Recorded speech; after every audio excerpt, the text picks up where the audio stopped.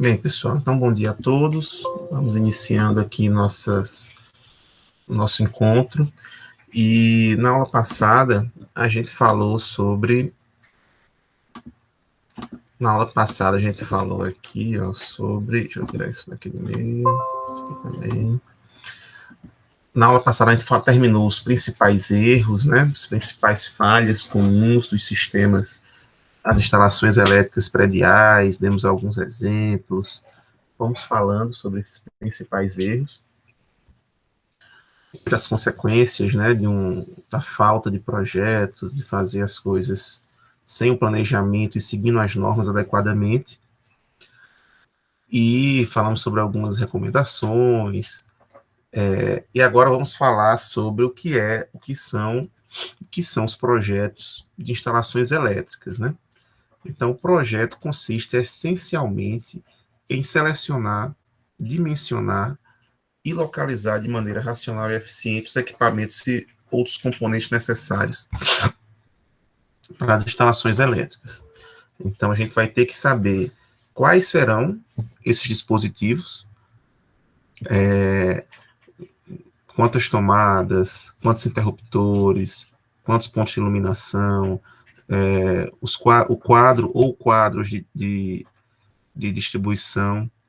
Então, saber o quantitativo de quantos circuitos dividir, dimensionar esses elementos, então, qual a seção do condutor, qual a corrente nominal do disjuntor, qual a seção do eletroduto.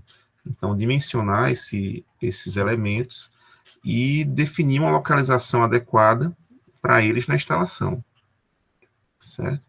Então, onde é o melhor local para se instalar o quadro, onde é o melhor local para definir as tomadas de uma sala, enfim.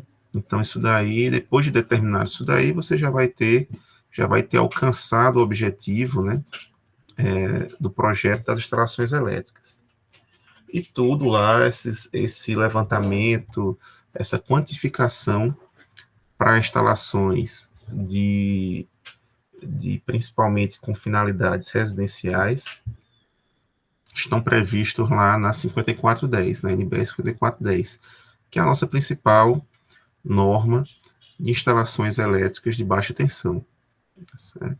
Então, a gente vai ter que fazer lá a previsão de carga, tanto de iluminação quanto de tomadas, onde a gente vai definir a potência de iluminação e o quantitativo de tomadas e suas potências também.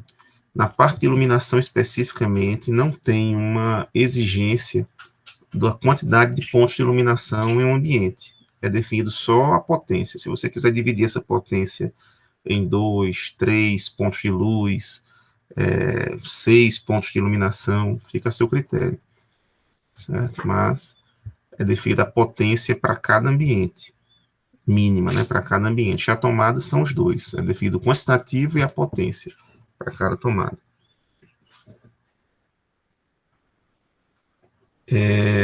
Então, ela estabelece recomendações especificamente para iluminação. Em certos casos, é comum se projetar a iluminação de uma área através de um projeto luminotécnico. Então, quando a gente trabalha em ambientes comerciais, em ambientes industriais também, ou até dependendo do tipo de ambiente da casa e da disponibilidade do cliente, é importante ter um projeto da disponibilidade financeira do cliente, é importante ter um projeto luminotécnico, né? Se ele tiver quadros, se ele tiver uma decoração, se ele tiver alguma necessidade mais específica no seu ambiente, é importante ter um projeto luminotécnico para que seja possível definir outras características além apenas, né, da potência da lâmpada.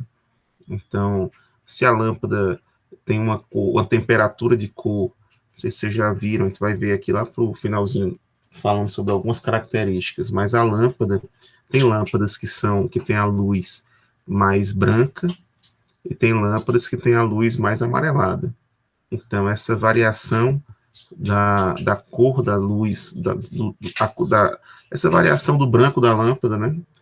A gente vai chamar de branco quente, branco neutro e branco frio, está de acordo aí com uma característica da lâmpada específica, que é a sua temperatura de cor. Então, alguns detalhes como temperatura de cor, como índice de reprodução de cor, ou seja, as cores que a gente vê dos objetos, né, são nada mais, nada menos que o reflexo que aquele objeto manda para os nossos olhos da luz que está incidindo nele. Então, dependendo da cor da luz, dependendo das características da luz que estiverem iluminando aqueles objetos, você pode ter uma percepção diferente da cor dele. Então, a nossa referência de índice de reprodução de cor, ou seja, aquela cor mesmo real do objeto, é a cor quando ele está sendo iluminado por uma fonte natural, que no caso aí é a luz do sol. Quando ele está sendo iluminado pelo sol, você tem a cor efetiva desse objeto. Quanto mais ele se afastar dessa cor, quando esse objeto é iluminado pela luz do sol, quando ele foi iluminado por uma lâmpada, uma fonte de iluminação artificial, quanto mais diferente for essa cor, menor será o índice de reprodução de cor, que é um dado percentual, menor será o índice de percepção de cor, de reprodução de cor dessa lâmpada. Então, essa característica, entre outras características, né, são definidas no projeto luminotécnico. Aqui, o grande objetivo é definir a potência mínima reservada para iluminação em cada cômodo. É só esse o objetivo, definir a potência. Agora, se a luminária é de um jeito, é de outro, se a lâmpada tem uma temperatura de cor ou outra, se ela tem uma eficiência luminosa ou outra, uma quantidade de lumens, né, ou outra, enfim, todas essas características aí já são definidas no projeto luminotécnico. A própria quantidade e distribuição das luminárias de uma sala. Então, o projeto NBR 5410 só está preocupado em definir. Nesse quarto é necessário 100 VA de potência, por exemplo. Então, essa daqui é a nossa primeira regra, certo? Fiquem bem atentos aqui a essas regras, depois a gente vai fazer alguns exemplos. Mas é bem simplesinho, pessoal, é bem rápido, bem direto. Já vou deixar fazer uma pré-instalação aqui no meu quadro, a gente depois fazer uns exemplos. Como é que vai ser essa regrinha, né, para previsão de potência, previsão de carga de iluminação? Vai servir apenas para residências, hotéis similares, porque esses ambientes têm características similares. Para um local que a gente teria aí uma quantidade, para um hospital, para um consultório de dentista, para uma empresa que trabalha com ponto comercial, que trabalha com joias, que trabalha com relógios ou outra demanda qualquer, as demandas são específicas para cada um desses ambientes. Em alguns locais eu vou precisar de mais iluminação, outros vou precisar de menos, outros, enfim, eu vou precisar de algo localizado, outros algo mais geral. Então, residências, hotéis similares, que têm características de terem pessoas ali circulando, são ambientes que a gente tem características bem similares. Um quarto vai ter uma demanda parecida, independente das dimensões do quarto, independente das características das residências. É uma cozinha, uma sala de estar. Então, esses ambientes são similares. Vão variar de área, né? Dependendo se for uma casinha menor, se for um casarão, vai variar com a área. E a área é considerada aqui como um fator extremamente importante para o dimensionamento da capacidade de iluminação, da potência de iluminação reservada com essa finalidade em cada um dos cômodos, certo? Então, aqui, a gente vai aqui na previsão de tomadas, além da área, a finalidade do cômodo, ele é considerado também. Então, nas tomadas eu vou ter uma regra diferente para banheiro do que para cozinha, por exemplo. Porque são demandas diferentes. No banheiro você não vai usar um número de eletrodomésticos tão grande quanto na cozinha. Então, as regras são diferentes. Mesmo que eu tenha um banheiro com uma determinada área, com uma determinada dimensão, numa casa e outra eu tenho uma cozinha com a mesma dimensão, logicamente que a quantidade de tomadas nesses dois ambientes vão ser calculadas de formas diferentes, certo? Já para iluminação, não, é tudo igual. A mesma regra que eu vou usar para um banheiro, eu vou usar para uma cozinha, que eu vou usar para uma sala, que eu vou usar para um quarto. Então, as regras aqui são similares, só variando com a área de cada ambiente. Então, como é a regrinha aqui? Eu vou calcular a área desse cômodo. Os cômodos em residências vão ser prioritariamente retangulares ou quadrados, no caso, né? Então, vão ser retângulos, basicamente, quando você calcular. Então, é bem simples calcular a área de um retângulo, né? Um lado vezes o outro. A gente vai calcular essa área. Se der menor do que 6 metros quadrados, eu vou deixar reservado para aquele ambiente uma iluminação mínima de 100 VA. Se for maior do que 6 metros quadrados, eu vou deixar reservado ali para os primeiros 6 metros quadrados, 100 VA. E aí, de 4 em 4 metros quadrados inteiros, eu vou adicionar 60 VA. Ou seja, se eu tiver lá 14 metros quadrados, eu vou ter o quê? Para os 6 primeiros, 100. De 4 em 4, 60. Então, 6, já reservei 100, mais 4, tenho mais 60, então já tenho 14 metros e 160 VA, mais 4, não, já tenho 10 metros, 160 VA, mais 4, eu vou ter 14 metros no total, mais 60, então vai dar 60 mais 60, 120, 120 mais 100, 220 VA, certo? Recomenda-se que em cada cômodo ou dependência das unidades residenciais seja previsto pelo menos um ponto de luz no teto. No caso, você tem que ter pelo menos um ponto de luz, ele vai ter pelo menos 100 VA. Então, todos os ambientes deixar pelo menos um ponto de luz fixo no teto, certo? De 100 VA, pelo menos.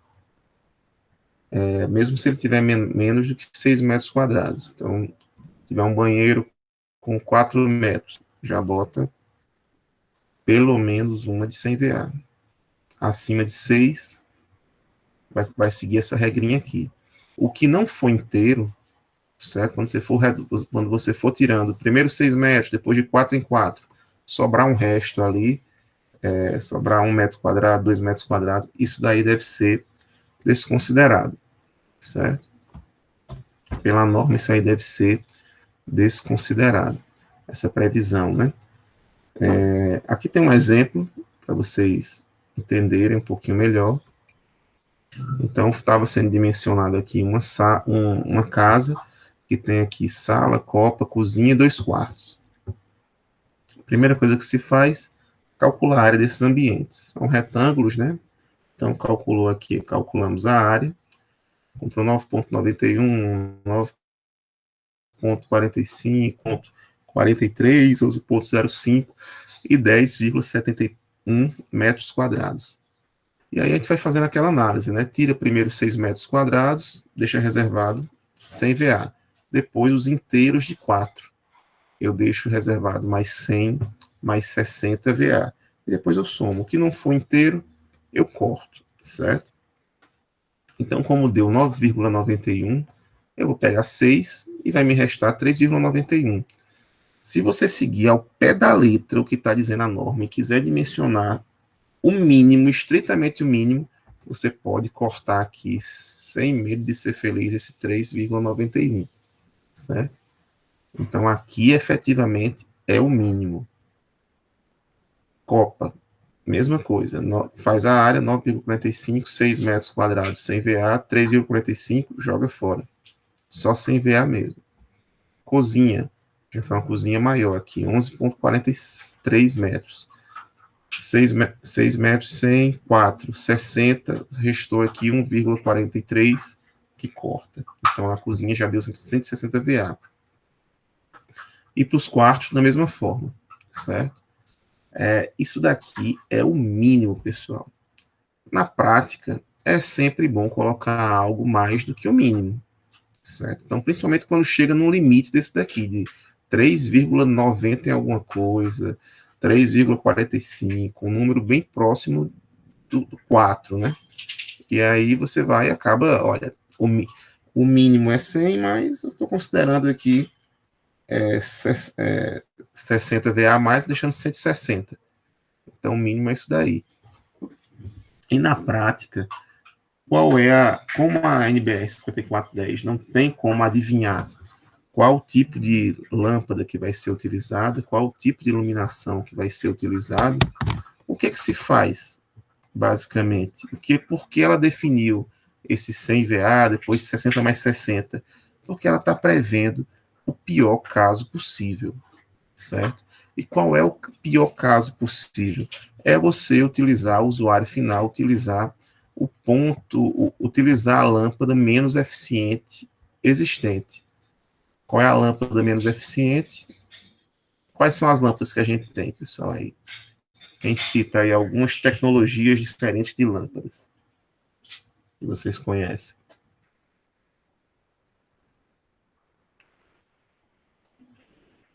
Fluorescente, incandescente, de LED. Pronto, fluorescente, incandescente, de LED, isso daí para iluminação. LED tem para todo tipo de iluminação, tanto interna quanto externa, certo? A gente tem também a lâmpada fluorescente primordialmente para iluminação interna, e a incandescente, hoje em dia, está inclusive sendo proibida a comercialização daquela, hoje em dia não, já há alguns anos, né? Proibida a comercialização da incandescente de bulbo, aquela tradicional, sem nenhum tipo de refletor ou algo do tipo. Então, acabou que a lâmpada incandescente ela é pouco eficiente. Com o desenvolvimento da tecnologia, criação de novas tecnologias, fluorescente. A lâmpada fluorescente é bem mais eficiente e mais duradoura do que a lâmpada incandescente. E com mais alguns anos depois, mais recentemente, surgiu a lâmpada a LED, que é mais eficiente ainda do que a lâmpada fluorescente e tem uma vida útil ainda maior do que ela, certo? Então, daqui provavelmente a alguns anos ou algumas décadas, enfim, novas tecnologias vão surgir procurando serem mais eficientes, ou seja, iluminar o mesmo, gastando menos, certo? E com a vida útil maior. Esse é o grande objetivo do desenvolvimento das tecnologias. Então, essa previsão aqui era para, no caso, sim, a primeira pergunta, né? Por que será que a potência é definida em VA e não em watts? A gente vai ver aqui que para previsão de carga em geral, tanto iluminação quanto para tomadas, todas as potências serão definidas em VA. E VA é unidade de que tipo de potência, pessoal?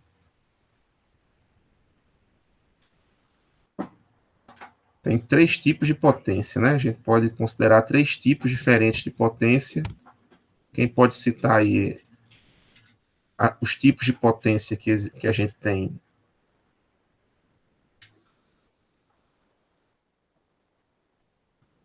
Vamos lá, vocês devem ter visto lá em eletricidade, eletrotécnica, quais são os tipos de potência que a gente tem, né? Que as laterais do nosso triângulo de potências, né? A gente tem, já estou dizendo, um triângulo tem 3 lados, então cada lado, a base corresponde a uma potência específica, a altura corresponde a uma potência específica, e aquela hipotenusa, né, já que é um triângulo retângulo, vai corresponder também a um outro tipo de potência.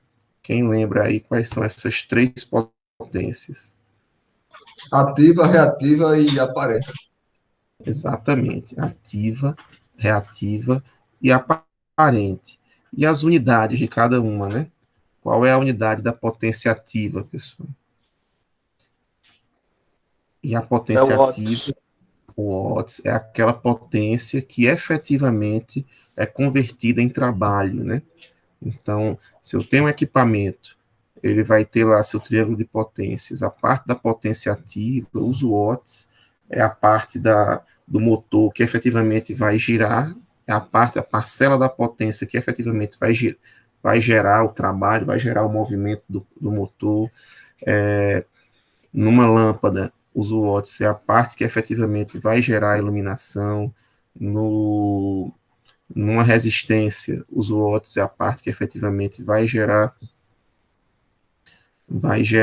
o aquecimento, certo? Então, é a parcela de potência que efetivamente está sendo convertida em trabalho.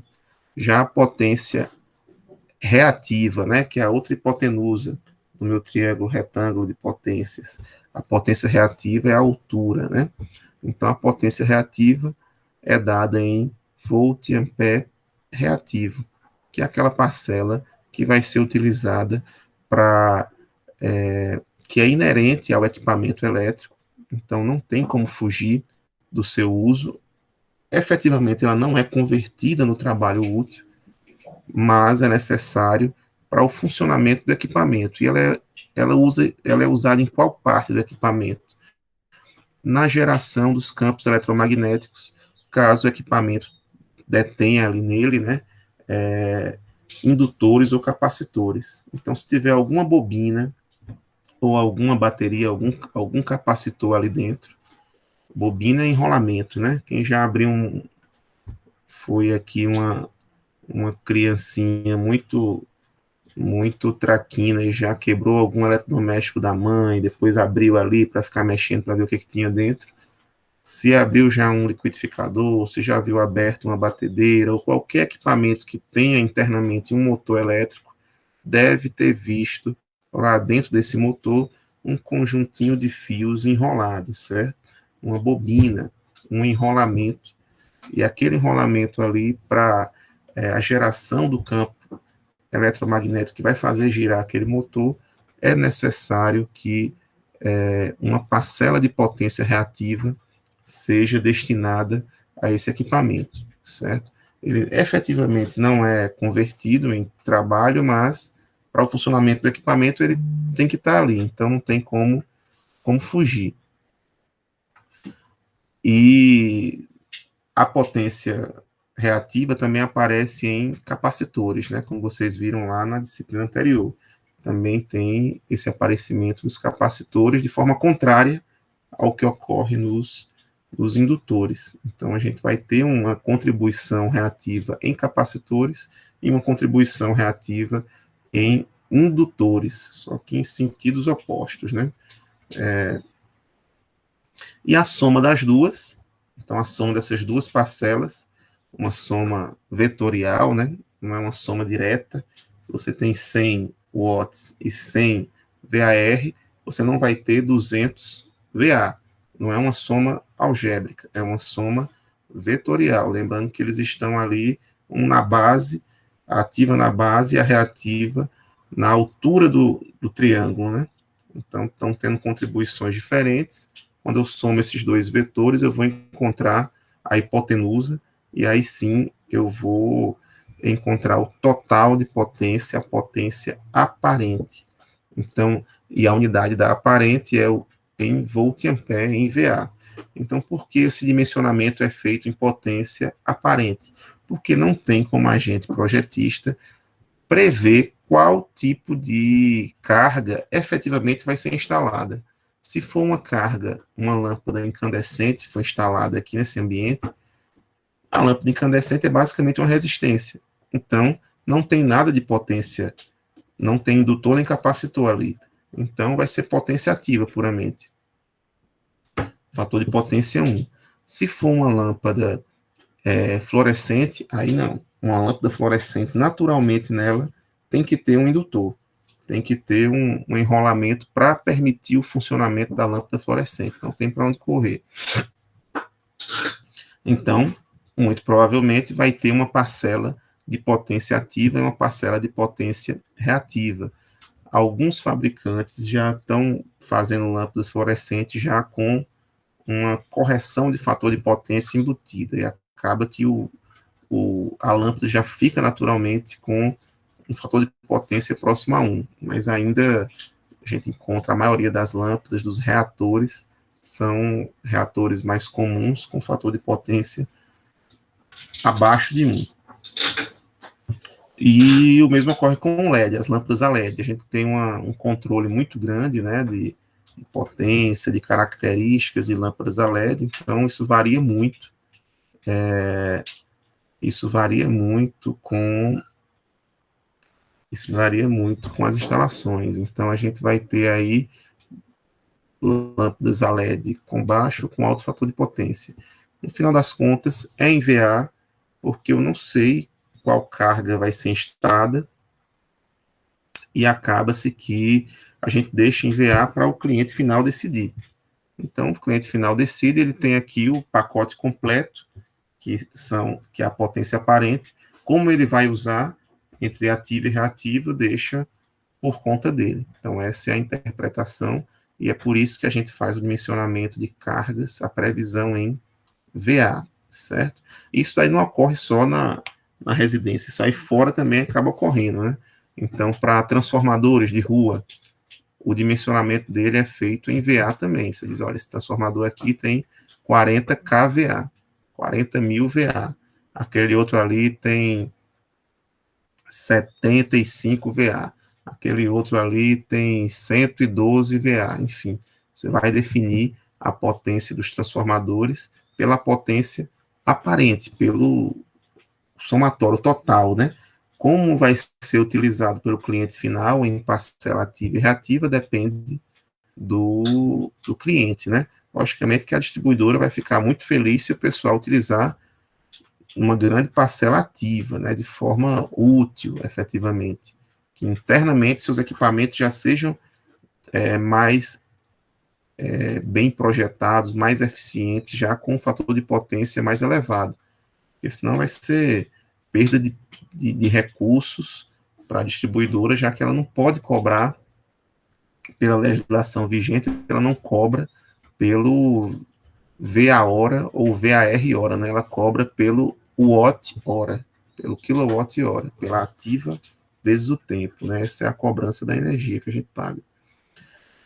Então é assim, a gente fez esse dimensionamento aqui, prevendo o mínimo para cada um dos ambientes em potência aparente. E aí, basicamente, o cálculo das áreas, como eu comentei, né, vão ser retângulos. No máximo, vai ter algum cômodozinho mais diferente, assim, mas dificilmente vão ter cômodos em ambientes residenciais, hotéis ou similares, com formatos muito diferentes. Então, é muito simples calcular só a área e, depois da área, ter essa ideia, né, de usar essas regrinhas e definir qual a potência mínima de iluminação. Já para pontos comerciais e industriais, cada ambiente tem uma necessidade específica.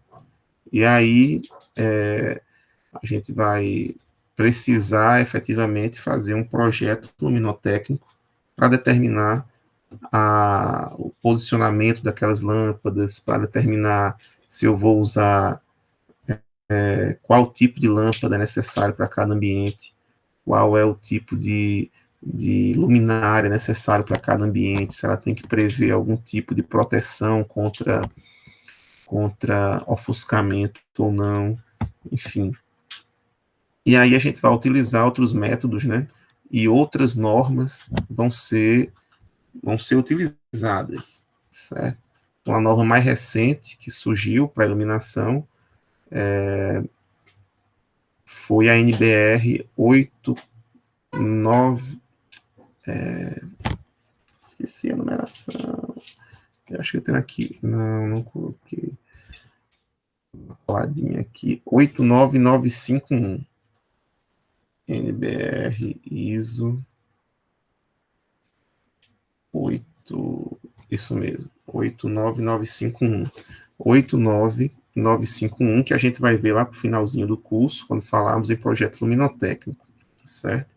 Essa a NBR mais recente que trata sobre iluminação. A gente tinha uma outra mais antiga que foi cancelada quando essa foi divulgada.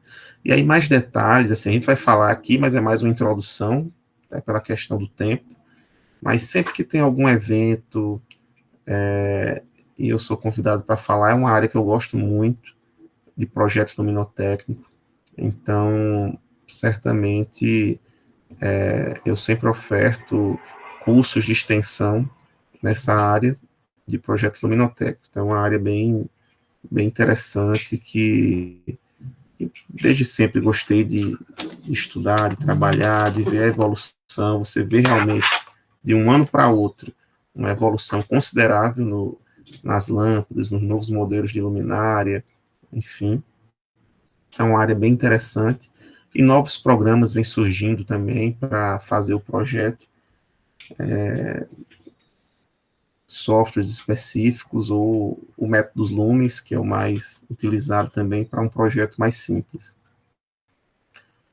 Mas como eu disse aqui, né, nossa iluminação aqui é mais para ambientes residenciais.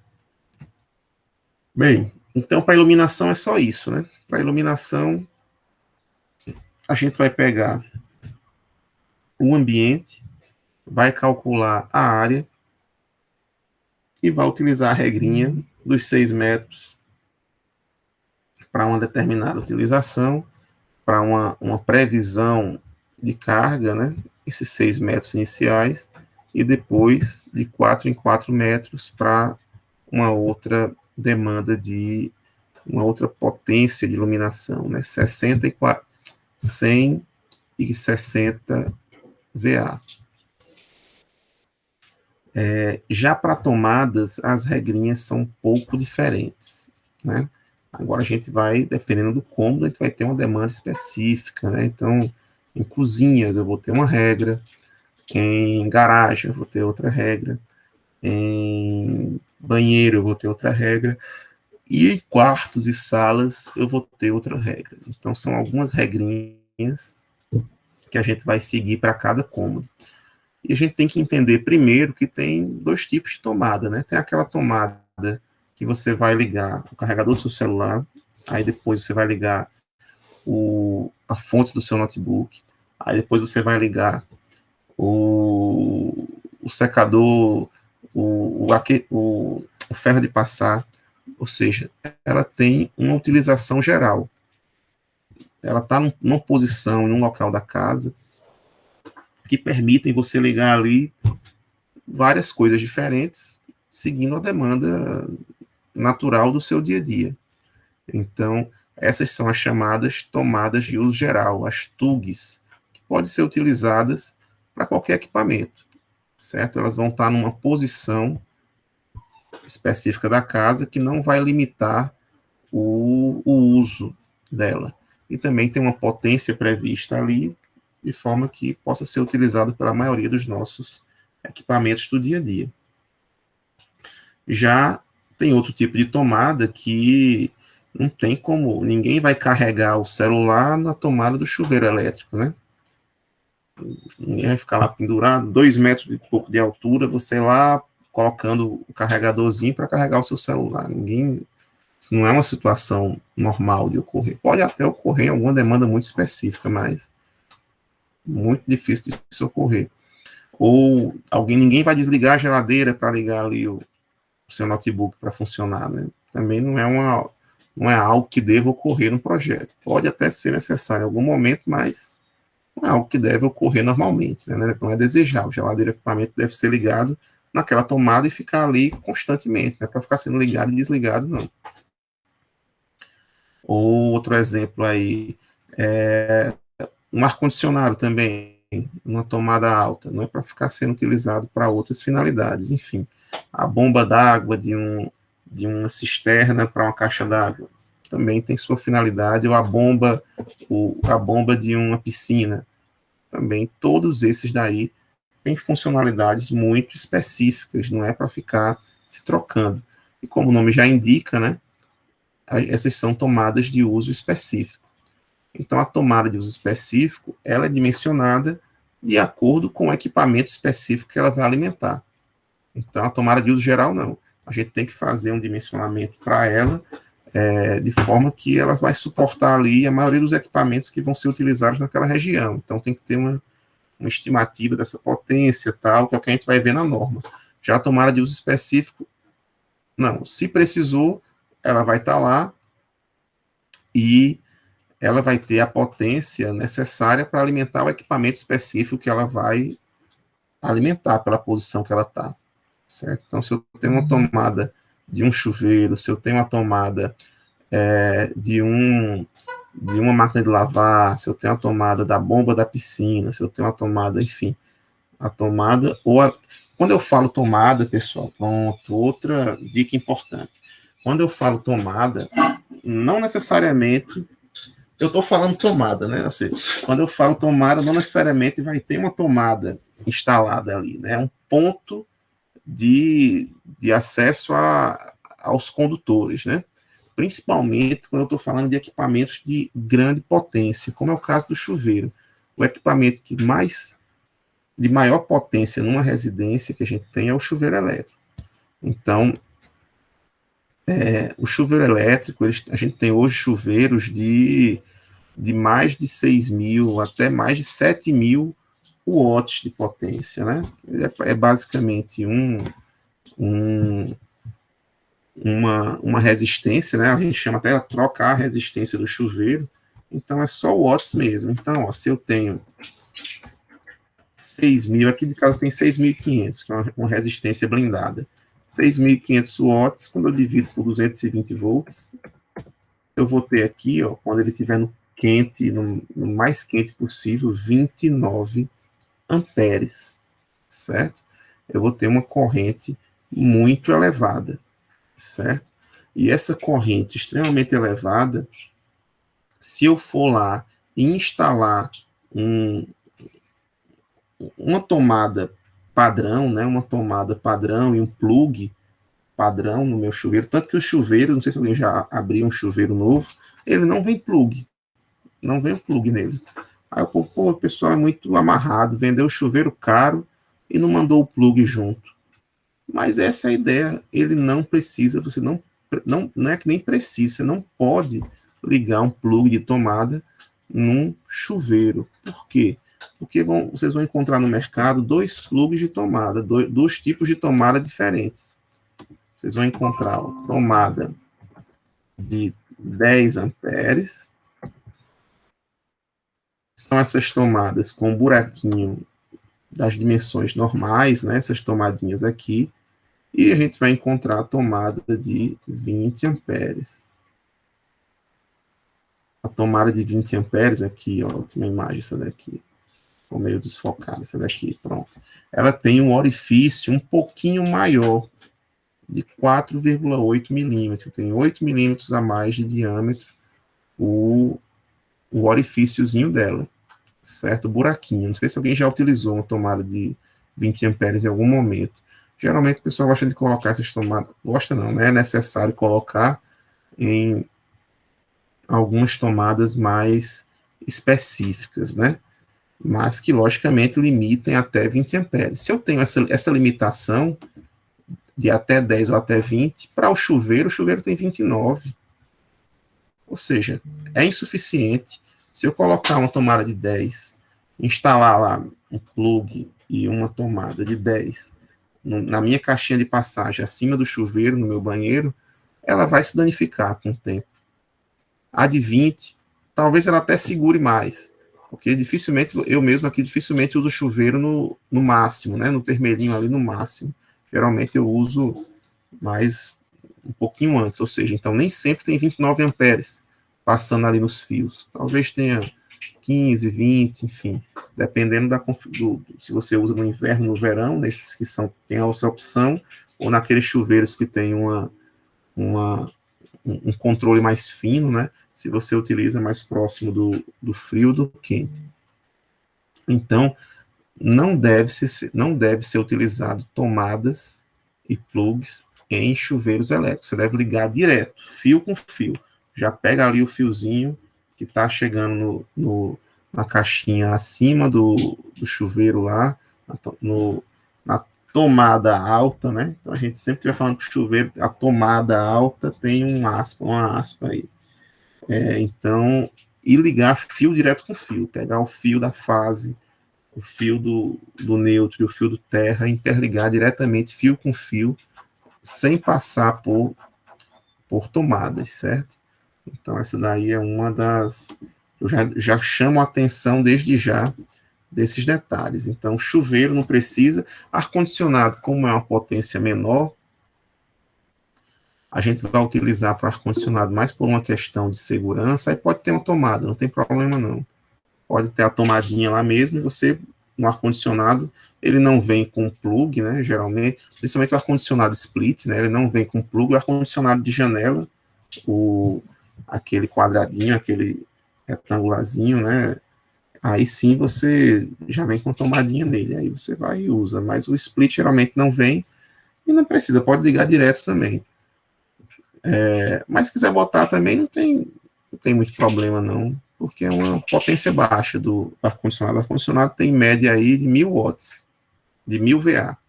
Então, ar-condicionado de 1000 VA, as correntezinhas que vão passar por ele, ó, cadê? Professor, Oi, 1000 dividido por 220. Oi, no caso do 4,5. chuveiro, o senhor recomenda o uso dos conectores? Porque o senhor falou em ligar direto, mas tem uns conectores que podem ser utilizados, né? Não, se for adequado para essa quantidade de corrente, pode utilizar, sem problema. Principalmente que você vai ver que o conector, ele vai ter... Esqueci de procurar o conectorzinho aqui que eu tinha, ó. Mas enfim, você vai ver que os conectores, eles vão ter aquele conectorzinho, eles vão ter seções diferentes, né? Conectores Sindal, por exemplo. Pronto, esses daqui. Esse é um tipo de conector muito comum que você pode utilizar, esse Sindal aqui. E aí ele vai ter, ó, pronto, eita, eu queria só a imagem. Não, tá na imagem. Ah, porque aqui é a propaganda, certo? Aqui, ó. Esse conectorzinho Sindal. Ele vem numa fileirinha dessa daqui, você vai que recorta aqui, né? Eles são individuais na prática, ou se você quiser usar os três juntos para uma carga trifásica, deixar tudo juntinho, os fiozinhos podem, ou vai recortando aqui. Ele só vem nessa barrinha aqui, bonitinha, mais para vender tudo junto, né? Mas se quiser botar um por um, você vai desconectando um do outro, coloca o fio de um lado, parafusa, aperta o parafuso, coloca o fio do outro, aperta, tá feita a conexão do Sindal, né? Desse conectorzinho aqui. E tem outros conectores também. Agora, esse daqui, por exemplo, é um de 10 milímetros. Então, é um fio bem grosso esse daqui. Então, ele vai variar com a seção. Esse daqui já é um de 4 milímetros quadrados. Então, esse daqui já tem uma outra seção um pouquinho... Essa aqui é a seção que alguns chuveiros já utilizam, 4 milímetros quadrados. Na hora do dimensionamento, a gente vai ver que chuveiros, hoje já está se colocando para garantir, né, uma seção de chuveiro de 6 já. Mais de 4 milímetros, na maioria dos casos, já funciona. Porque, ó, tem chuveiro blindado, 220, 6.500 chuveiro blindado, 6.500. O meu é desse daqui, ó. O meu é exatamente esse daqui de casa. Tem 6.500 watts. Certo? O meu é exatamente esse daqui. E aí ele tem um controle fino aqui não é aquele chuveirinho tradicional que você coloca quente, inverno, verão ou desligado. Você rosqueando aí, você consegue cuidar melhor. E ele tem a resistência blindada. O que significa ter uma resistência blindada, né?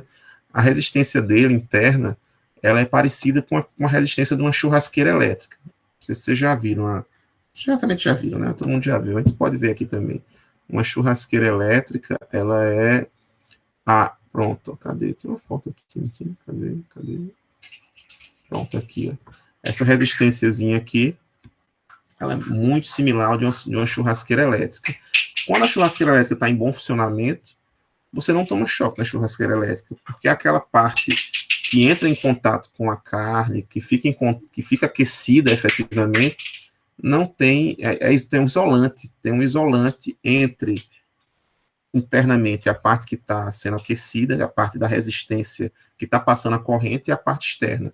Essa parte externa aqui é isolada, certo? E aí você não vai tomar um choque. Agora, se ela tiver partidazinha e o isolante tiver, aí você pode tomar um choque sim, mas se não tiver, você não toma choque. Então a água entra em contato com essa parte externa, que é feita de um material isolante, então a água acaba que não fica energizada, né? Ela não fica energizada e o risco de um choque elétrico é muito menor. Sem falar que a durabilidade dessa resistência blindada é muito maior do que a durabilidade daquela resistência que entra em contato com a água, que se oxida com o tempo, e ali dá menos de um ano, a resistência queima, você tem que trocar. Aquelas resistências do chuveiro sem ser blindado, né, chuveiro normal, chuveiro elétrico, até o preço é diferente, é R$300 um chuveirinho desse. O chuveiro tradicional, aquele mais baratinho, aqui, ó, é na faixa de 60, 50 reais. 50 reais não encontra mais não, né? Mas uns 60, 70 reais. Pronto, a resistência desse chuveiro aqui é uma resistência normal. Que a água, deixa eu ver se tem resistência, tem não, aqui. Que a água vai entrar em contato com a resistência. Deixa eu ver outro aqui, se tem a foto dele, da resistência. Também tem não. Deixa eu procurar por resistência. Resistência.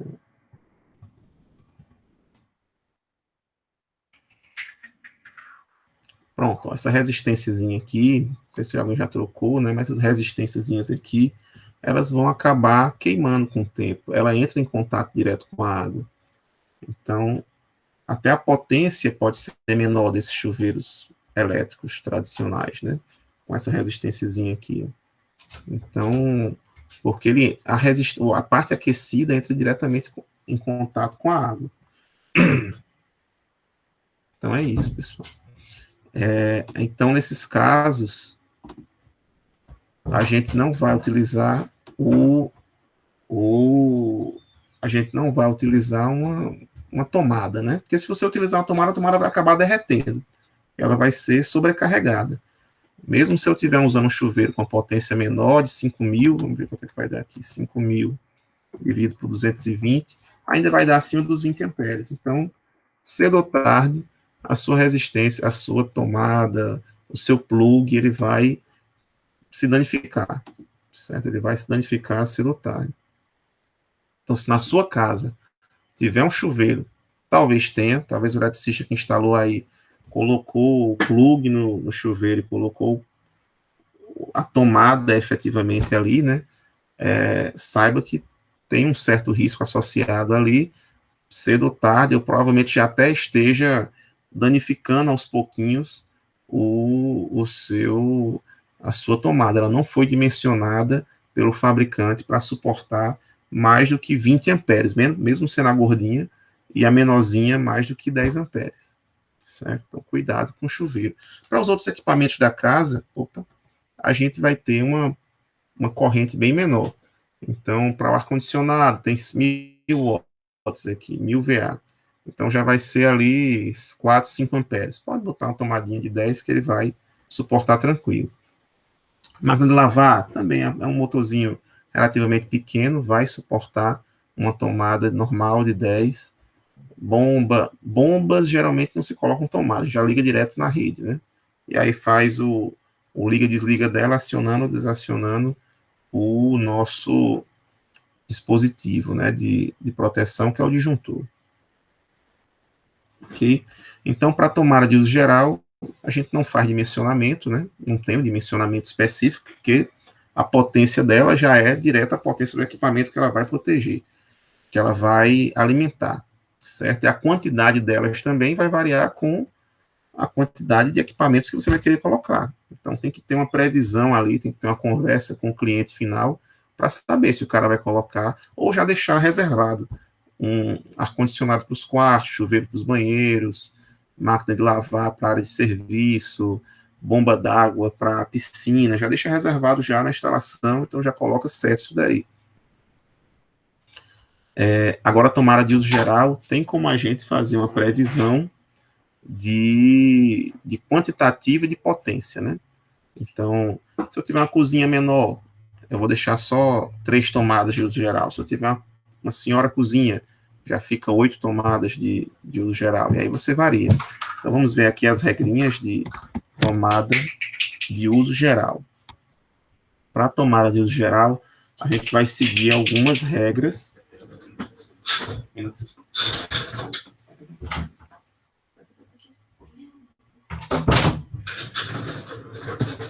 A gente vai seguir algumas regras para tomadas de uso geral, que vão ser as seguintes.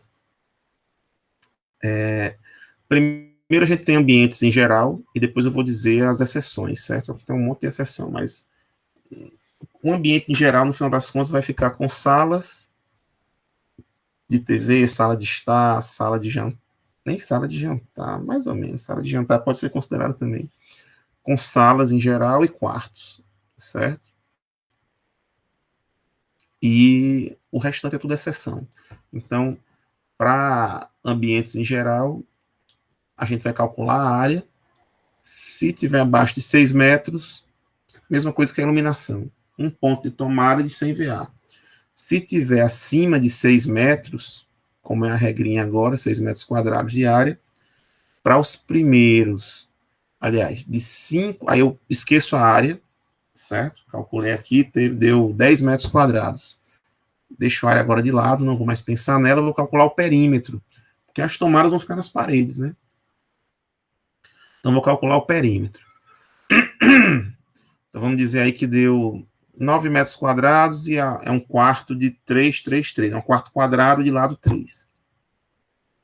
Então, se tem 4 paredes, cada uma com 3, vai dar 12 metros, né? Então, o que é que eu vou fazer? 12 metros de perímetro. De 5 em 5 metros, eu vou colocando 100 VA a cada 5 metros. Lá na iluminação, se sobrasse alguma coisa, eu desconsiderava, que não fosse inteiro, né? Aqui não, a fração vai ser uma nova tomada. Então, em 12 metros de perímetro, eu tenho 2 inteiros de 5 e uma fraçãozinha ali de 2, né? Então, eu vou ter 3 tomadas para esse ambiente, certo? De 100 VA. Então, de 5 em 5, inteiro, e quando tiver uma fração, eu coloco mais uma. Então, se eu tenho uma sala de 9, ou um quarto de 9 metros quadrados, 3, 3, 3, 3 de lados, né?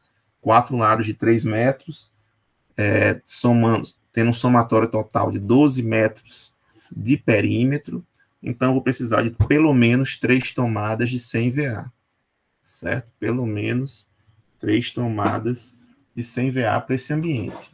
Então, é isso daí que eu vou precisar para um quarto, né? Agora, vamos para as exceções. Se eu tiver aqui um banheiro, aí você não precisa calcular nem área, nem perímetro. Por quê? Qual a tomada de uso geral de um banheiro? A tomada de chuveiro é de uso geral? Não, a gente já viu que a tomada do chuveiro é uso específico, então ela não conta como uso geral.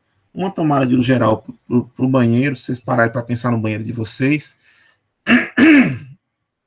é aquela tomadinha em cima da pia do banheiro, certo? Próxima à pia, que eu só carrego meu celular na tomada aqui da pia. Então, já deixo o carregadorzinho ali perto, quando vou carregar, coloco e fico carregando lá o celular. Ou as meninas, quando vão secar o cabelo, botam lá um secador de cabelo. Ou os rapazes, quando vão fazer a barba num negócio elétrico, num barbeador elétrico, enfim, colocar algo para carregar ali. Ali serve para qualquer coisa que você quiser. Você pode usar ali um secador, pode usar uma chapinha, pode usar um carregador de celular, pode usar carregar ali um barbeador elétrico, pode usar para diversas finalidades no chuveiro. Então, no chuveiro, no banheiro, né? Então, para banheiro, tomada de uso geral é uma de 600 VA junto ao lavatório. Aí você vai dizer, professor, 600, né? Nos quartos estava pegando só 100, porque no lavatório, tudo na casa, quais serão os maiores vilões de consumo de energia elétrica numa casa, né? Talvez não consumo, falando em si, mas em termos de instalações elétricas. Quais são os equipamentos que vão demandar mais potência, certo? Vão ser aqueles que tiverem resistências internas a ele, que tiverem aquecimento envolvido. Então, se você tiver ali um chuveiro elétrico, um ferro de passar, um secador de cabelo, o que mais tem calor dentro ali? Uma churrasqueira elétrica, uma fritadeira elétrica, tudo que tiver ali uma resistência com finalidade de aquecimento vão ter potências altas. Então, eu acabo colocando 600 VA no lavatório ali na pia do banheiro, já prevendo o secador, a chapinha, enfim, equipamentos que já tem uma potênciazinha um pouco mais distoante dos outros equipamentos da casa, certo? Você tem ideia, um carregador de celular, aqueles mais básicos, tem 5 watts apenas. Uma potênciazinha bem pequena, né? 5 watts apenas. Os mais novos carregadores você vai encontrar ali de 12, ou vão encontrar de 20 watts de potência.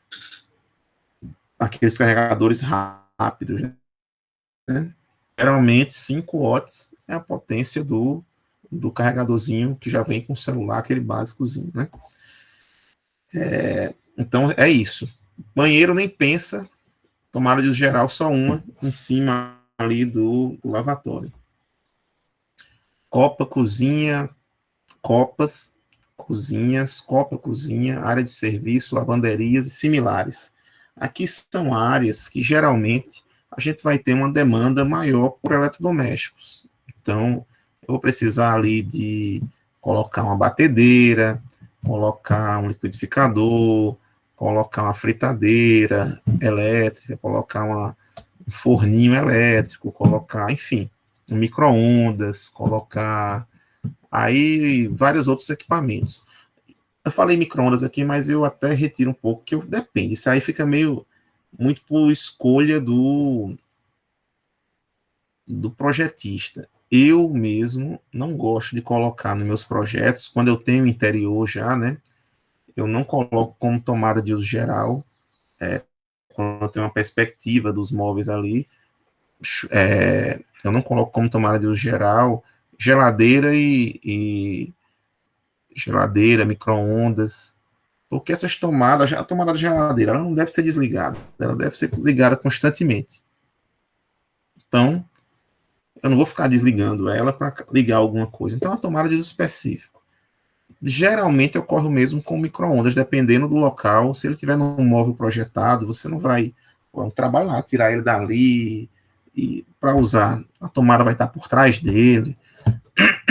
Então, dependendo do ambiente, a tomadazinha do fogão, se o fogão tiver aquele acionamento elétrico, né, não precisar de fósforo, né, você vai lá, aperta o botãozinho, dá aquele choquezinho e acende.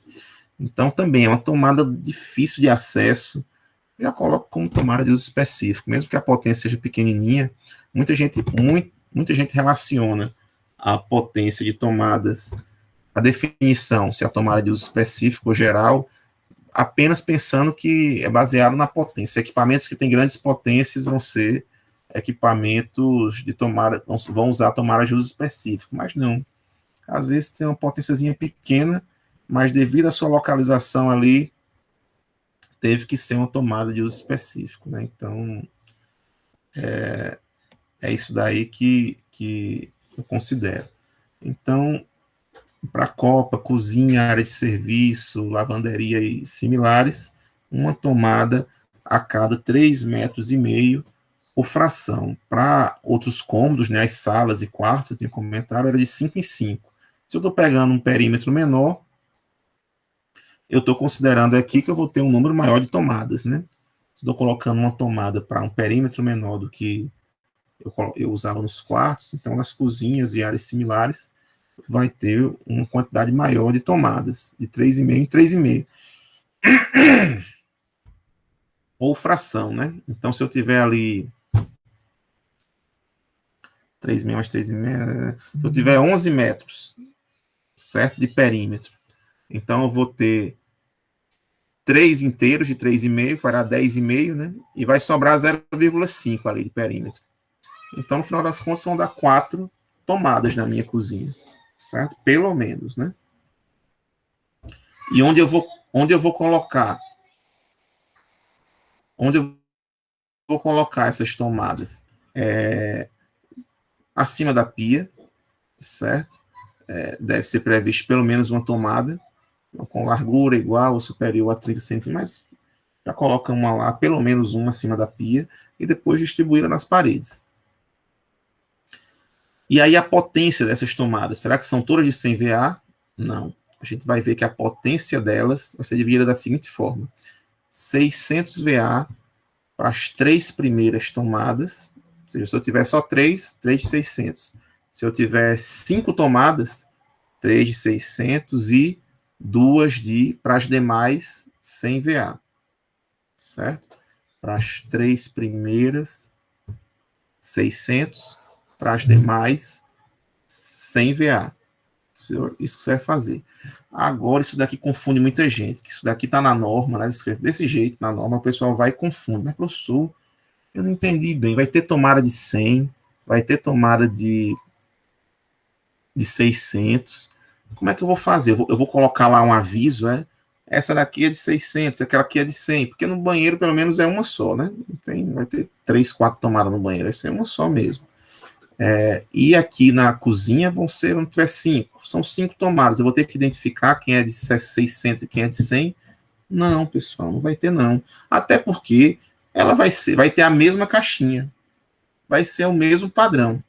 Isso daqui só está sendo previsto para quê? Para futuramente, lá na nossa segunda unidade, quando a gente for dimensionar o fio que vai alimentar esse conjunto de tomadas aqui da cozinha, se forem 5 tomadas, vão ser 3 de 600, 2 de 100. 3 vezes 6 dá 1.800 aqui, mais 200, 2.000. Eu vou pegar esses 2.000 VA e vou escolher qual fio necessário para alimentar esses 2.000 VA. Pronto. Ou seja, eu poderia utilizar ali cada uma dessas. Então, tenho 2.000 para 5 tomadas, né? O que eu não posso é ultrapassar esse somatório, mas eu posso utilizar 400 em cada tomada, somando o total aí, 4 vezes 5, 2.000, certo? 400 vezes 5, 2.000. Eu posso utilizar 1.000 em uma e 250 nas outras, desde que dê os 2.000 também. Eu posso utilizar, enfim, qualquer conjuntinho desse daqui você pode utilizar sem problemas, desde que a soma total naquele ambiente, para aquele circuito, a gente vai ver o conceito de circuito daqui a mais um pouquinho para frente, não seja ultrapassado, certo? Então, efetivamente, não vai ter diferença estética, usual, enfim, entre as tomadas de 600 e as tomadas de 100. Vão ser as mesmas, certo? Inclusive, muito provavelmente, todas vão ser as de 10 amperes, a não ser que tenha alguma expectativa de instalar algum equipamento de grande potência que necessite uma tomada de 20 amperes. Afinal, se você fizer a continha aqui, para necessitar uma tomada de 20 amperes, eu vou ter que ter um equipamento aí porque até 10 amperes eu utilizo aquela tomadinha de 10, né? A tradicional, o buraquinho pequenininho. Então, eu vou ter que ter 10 vezes 20, 220. Então, eu vou ter que ter equipamentos do 2.200 VA até o dobro, né? De 20. Então, eu vou ter, quando eu tiver um equipamento entre 2.200 e 4.400, aí eu vou utilizar uma tomadinha de 20 amperes. Até 2.200, eu uso uma tomada normal de 10 amperes, certo? Aquela do buraquinho normal. Então, é isso daqui que a gente vai. Na prática, a tomada de 600 VA, a tomada de 100 VA, a mesma coisa. Não vai mudar o padrão desse equipamento.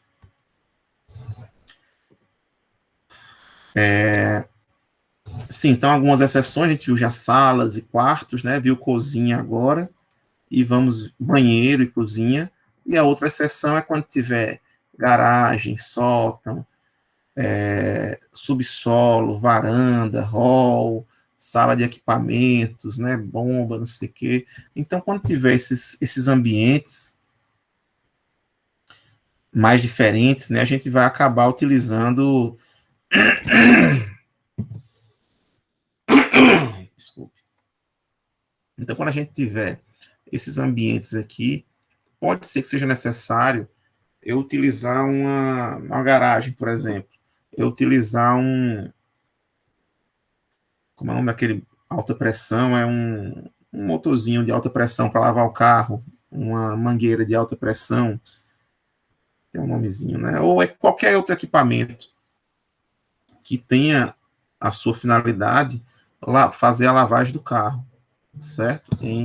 Ou eu vou utilizar, tem uma pequena oficina num sótão, então eu vou utilizar um equipamento ou outro de maior potência, ou no subsolo da minha casa, vou e coloco esse equipamento, ou numa varanda, ou não tem ali numa varanda, posso ligar ali uma churrasqueirazinha, posso ligar uma coisa ou outra. Então, uma tomada de 1.000 VA, certo? Uma só. Independente da área, independente das dimensões do perímetro, deixa lá umazinha de 1.000.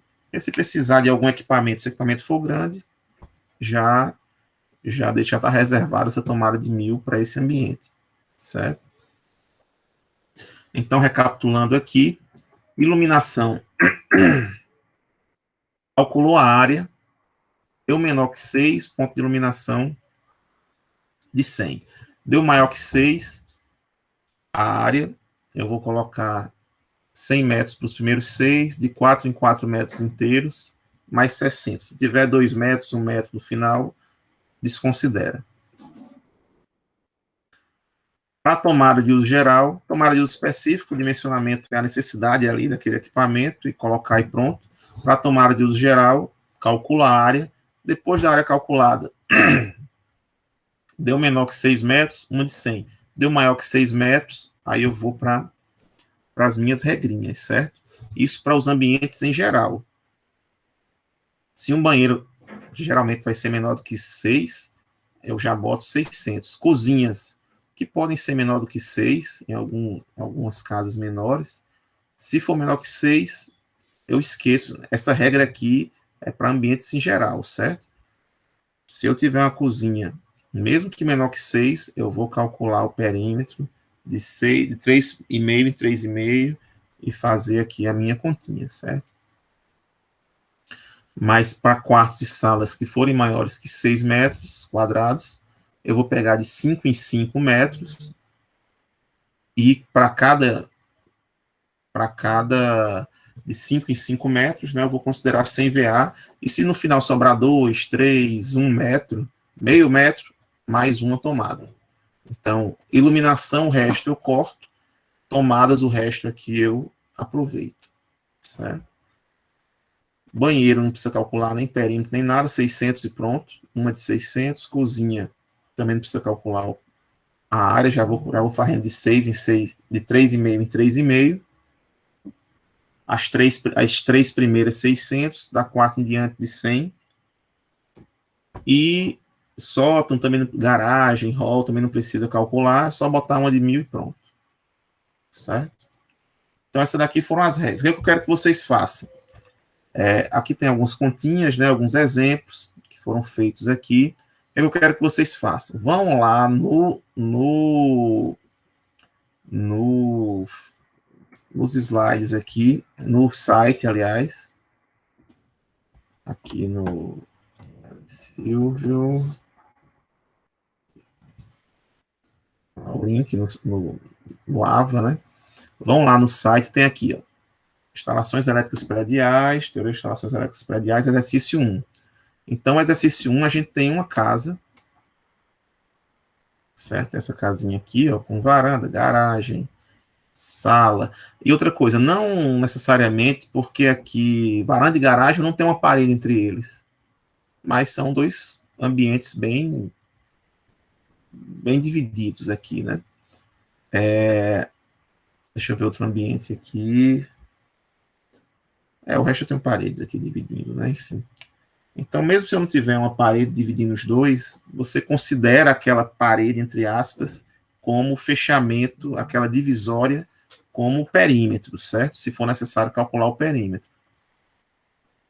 Portas, você considera também como contando com o perímetro. Então, você fecha aqui os retângulos, né? Aqui o circulação é meio que um L aqui, assim, ó. Certo? É um Lzinho aqui. E o resto é retângulo. Pronto, o único que tem uma área diferente aqui, pronto, é o quarto, que tem um rebaixamentozinho aqui.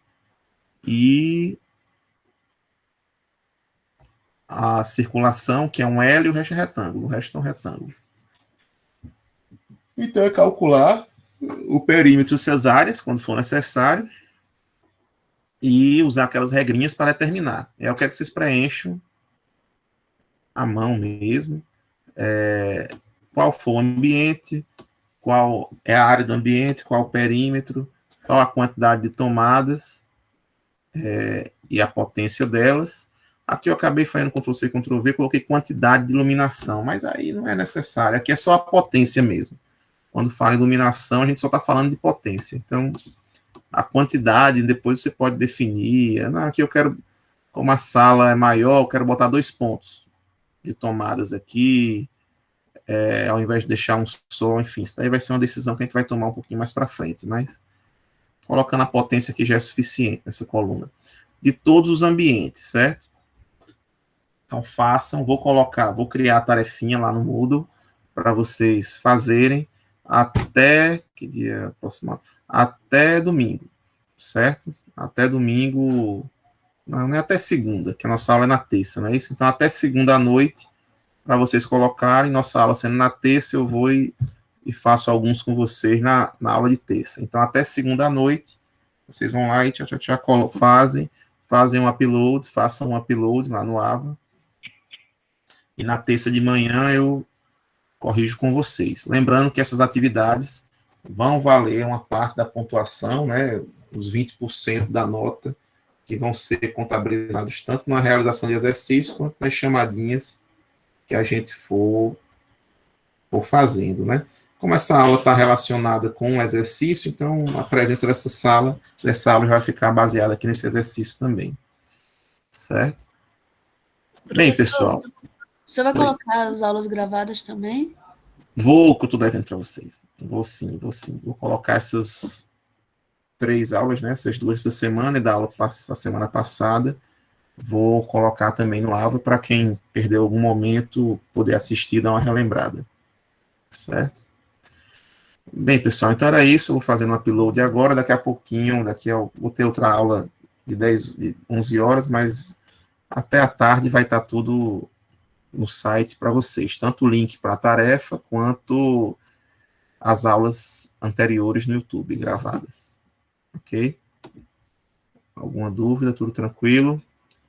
Pronto, eu faço essa tarefinha, está lá no site, né? Quem quiser fazer já pode fazer, e depois é só fazer o upload na tarefinha que eu vou criar.